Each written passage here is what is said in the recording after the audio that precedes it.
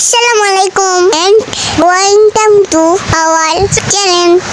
আমি এনজে। আজকে আমি তাড়াতাড়ি উঠে গেছি আর বাস করে নিছি। তো আমার বাসায় পার্টি। তারপর লাস্টটা খেয়ে গোসল করে নিছি আর মেকআপ করে নিব। এখন একটা ফেস কালার ব্লাশ লাগিয়ে নেব।